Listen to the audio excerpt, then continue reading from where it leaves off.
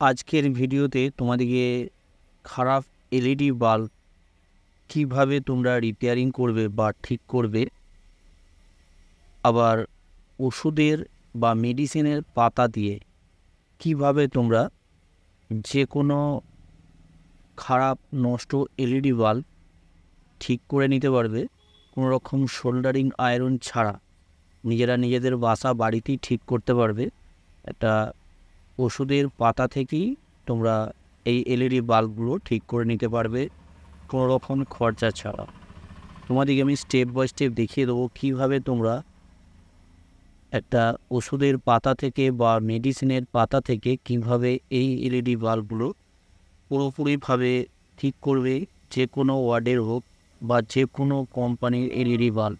এখানে আমি ডিফিউজারটাকে প্রথমে খুলে নেবো, এর কন্ডিশনটা কী পজিশানে আছে বা কিরম পজিশানে আছে দেখিয়ে দেবো তোমাদেরকে। চেক করার জন্য আমি একটা ফোল্ডার নেবো, ডাইরেক্ট 220 ভোল্ট এসি সাপ্লাইয়ের সাথে আমি সংযুক্ত করব।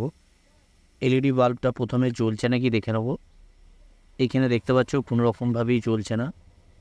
এখানে যে কভারটা আছে বা ডিফিউজারটা আছে এটাকে সুন্দরভাবে খুলে নেব। খুলে নেওয়ার পর এইখানে আমি হোল্ডারে আর একবার লাগাবো।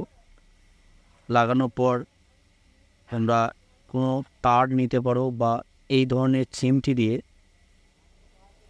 চিমটিটা অবশ্যই পুরোপুরিভাবে সব জায়গায় ভালো করে টেপ দিয়ে কভার করে নেবে। আমি যেভাবে কভার করে নিয়েছি এইভাবে তোমরা সুন্দরভাবে কভার করে নেবে, না হলে কিন্তু শক লাগবে। তার জন্য অবশ্যই তোমরা ভালো করে কভার করে নেবে।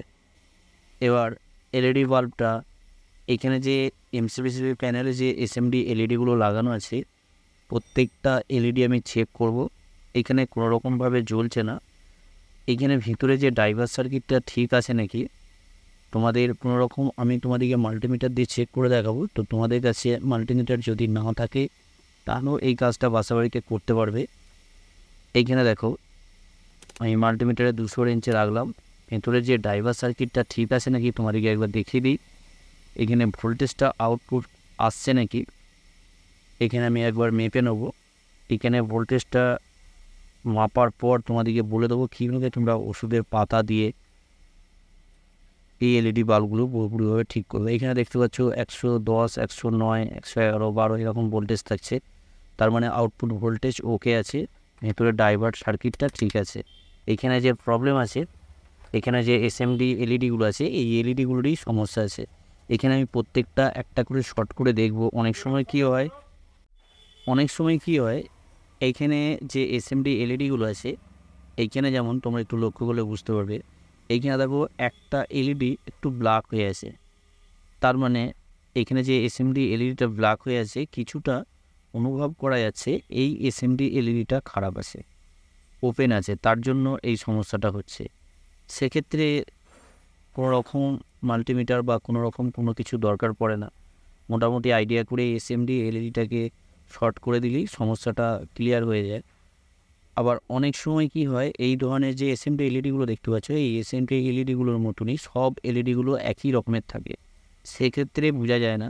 তার জন্য এই ধরনের একটা চিমটি না হলে কোনো রকম একটা তারকে আমি তোমাদেরকে দেখিয়ে দিচ্ছি কীরকম তার নেবে। এই ধরনের কোনো একটা তার, দুটো তারকে এইভাবে এক কাছে করে শর্ট করলেই তাহলে বোঝা যাবে কোন এসএমডি এলইডিটা খারাপ আছে। এইখানে এবার প্রত্যেকটা এসএমডি এলইডিকে আমি শর্ট করে তোমাদেরকে দেখাবো।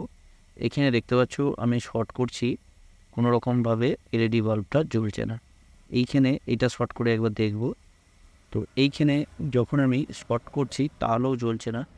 এইখানে প্রত্যেকটা এসএমডি এলইডিগুলোকে আমি একটা একটা করে শর্ট করে দেখব কি পজিশনে আছে।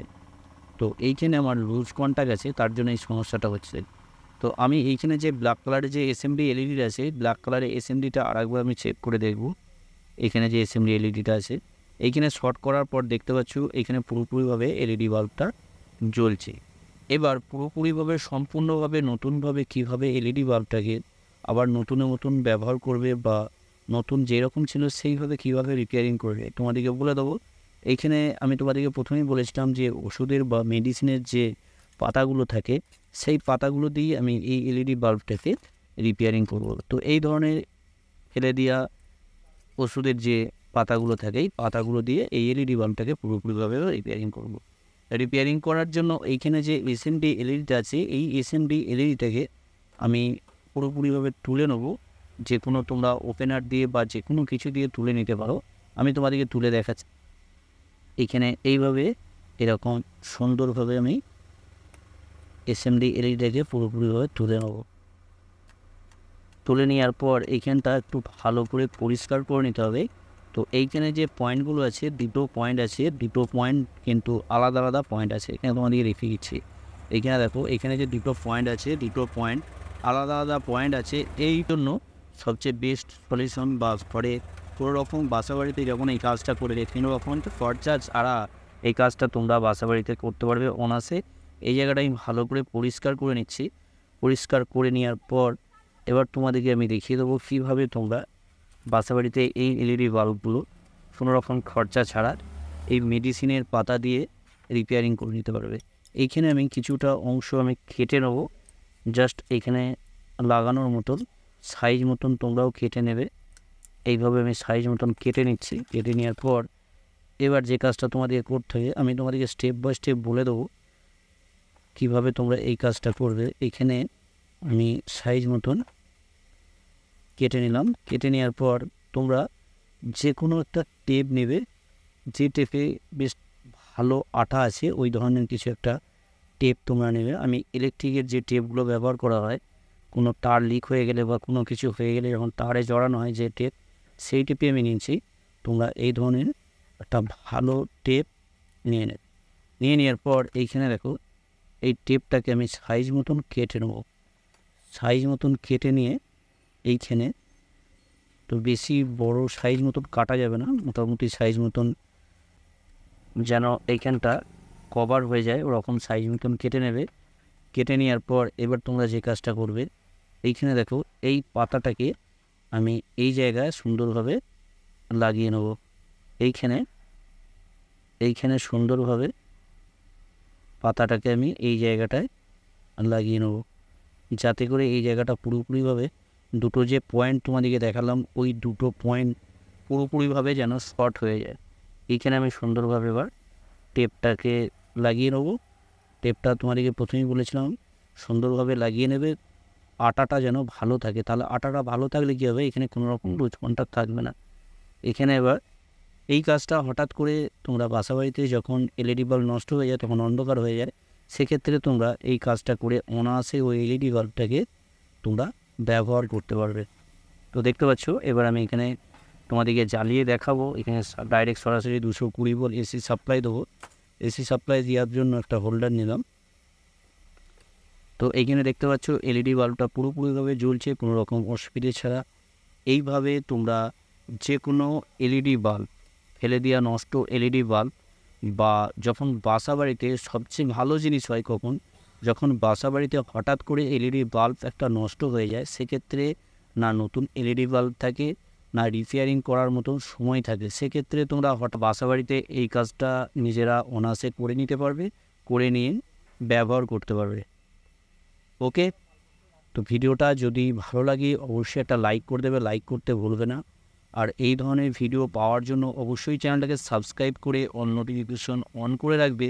আর এই ধরনের ভিডিও বা ইলেকট্রনিক্সের আমার যাবতীয় যা ভিডিও আমার ফেসবুকে প্রায় প্রত্যেক দিনই আপলোড করা হয়। অবশ্যই ফেসবুকে যারা দেখছো, যে ভাইরা দেখছো ফেসবুক থেকে, তো ফেসবুকে অবশ্যই ফলো করে রাখবে। আর ভিডিওটা শেষে অবশ্যই একটা লাইক করে দেবে। ওকে, তোমরা সবাই ভালো থাকবে, সুস্থ থাকবে, নিজের খেয়াল রাখবে। Thank you.